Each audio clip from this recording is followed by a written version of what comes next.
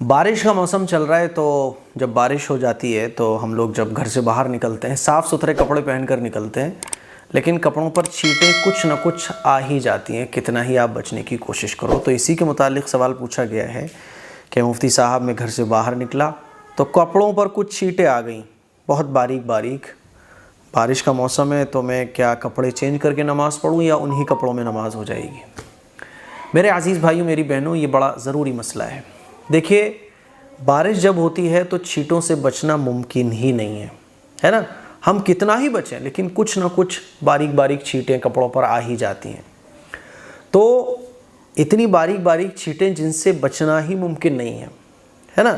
اتنی سی چھوٹی سی چھینٹ آ گئی کہیں، ہے نا، کپڑوں پر چھینٹیں آ گئیں، تو ایسی باریک چھینٹیں جن سے بچنا ممکن ہی نہیں ہوتا تو ان کے ساتھ نماز ہو جاتی ہے، کیونکہ وہ چیز شریعت میں، یعنی شریعت ان چیزوں میں اجازت دیتی ہے جن چیزوں سے آدمی بچ ہی نہیں سکتا۔ آپ گھر سے باہر نکلو گے چھینٹیں آنا لازمی ہے۔ اور ایک ہوتا ہے چھینٹوں کی وہ اتنی تعداد جو عام طور پر ہمارے کپڑوں پر نہیں آتی۔ مان لیجیے ہم جا رہے تھے، گاڑی والا آیا اور ساری چھینٹیں ہمارے کپڑوں پر آ گئیں، کپڑے ہمارے بھیگ گئے۔ تو اگر چھینٹیں بہت زیادہ ہیں تو پھر آپ کپڑے چینج کرو، یعنی اتنی چھینٹیں جو عام طور پر چلنے میں نہیں آتی ہیں، تو کپڑوں پر اگر اتنی چھینٹیں آ جائیں تو پھر آپ کو کپڑے، یا تو آپ جہاں پر گندے پانی کی ناپاکی کی چھینٹیں آئی ہیں اس کو صاف کر لو آپ، یا پھر آپ پورے ہی کپڑے چینج کرو۔ آج ہی ایک بھائی کا کال آیا کہ مفتی صاحب میں گھر سے باہر نکلا تو چھینٹیں آ گئیں کپڑوں پر، اور بہت چھوٹی چھوٹی کپڑوں پر چھینٹیں آئی ہوئی تھیں، تو کیا میری نماز ہو جائے گی؟ میں نے کہا بھائی اتنی چھوٹی چھوٹی تھی جیسے بہت معمولی سی باریک باریک، تو نماز تو ہو جائے گی، لیکن پھر بھی اگر کپڑے بدلنا ممکن ہے، دھونا ممکن ہے تو دھو لو۔ کہنے لگے مفتی صاحب اتنی ہے کہ نارمل بارش ہو رہی ہے، باہر نکلو تو آ ہی جاتی ہیں۔ میں نے کہا نماز ہو جائے گی۔